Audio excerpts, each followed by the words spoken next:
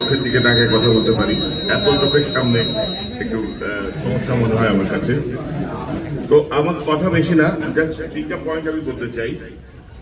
এত আত্মত্যাগের পরে যে সরকার ক্ষমতায় আসলো, আমরা তাদের কার্যক্রমে আসলে সন্তুষ্ট না। যে বিপ্লবী চেতনা তাদের নেওয়া দরকার ছিল, সেই চেতনায় তারা নেই। তো সেই জায়গাতে আমাদের আসলে রিল্যাক্স হওয়ার মতো সময় বোধহয় আসে নাই। আমাদেরকে সবাইকে লক্ষ্য রাখতে হবে।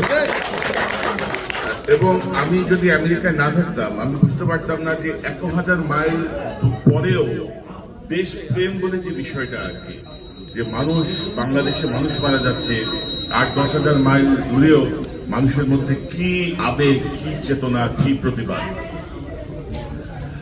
2 নম্বর বিষয় যেটা, সেটা হচ্ছে আমি যেটা দেখছি যে যারা আহত হয়েছেন, নিহত হয়েছেন, সেই পরিবারগুলোর পাশে সরকারকে ওইভাবে দেখা যাচ্ছে না।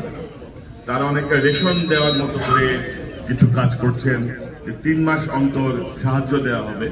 তো যারা মারা গেছেন তারা বীর, তাদের জন্য এই 1500 পরিবার বা পঙ্গু হয়ে যাওয়া 500 পরিবার, অন্ধ হয়ে যাওয়া 400 পরিবার, এদেরকে পার্মানেন্ট কোনো ব্যবস্থা করার উদ্যোগ নিতে হবে। অর্থাৎ এইসব সাহায্য দেওয়ার কিছু নাই এখানে। তারা সাহায্য চাওয়ার জন্য আন্দোলনে বন্দুকের সামনে দাঁড়ায় নেই। আমার মনে হয় এই যে বিষয়টা আমরা যারা আন্দোলনে আছে মাথায় রাখা দরকার। এবং 3 নম্বর বিষয়টা হচ্ছে, আমি প্রবাসেও দেখছি যে বহু পত্রিকার সাংবাদিক, সম্পাদক, বহু বড় বড় লোক যারা 4 আগস্ট পর্যন্ত গণহত্যাকে সমর্থন করেছে,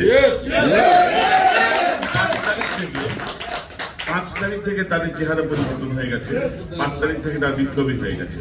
তো গণহত্যাকে যারা সমর্থন করেছে আমেরিকায়, তাদেরকে সামাজিকভাবে বয়কট করা, সে যত শিক্ষিতই হোক, সে যত টাকার মালিকই হোক, তাকে বয়কট করা এবং এই গণহত্যার কে সমর্থন করার জন্য তার প্রতি আমাদের ঘৃণা প্রদর্শন করা, তাকে অ্যাভয়েড করা।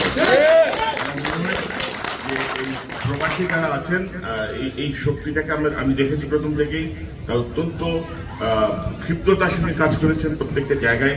তাদের যে অদম্য স্পৃহা আমি দেখেছি।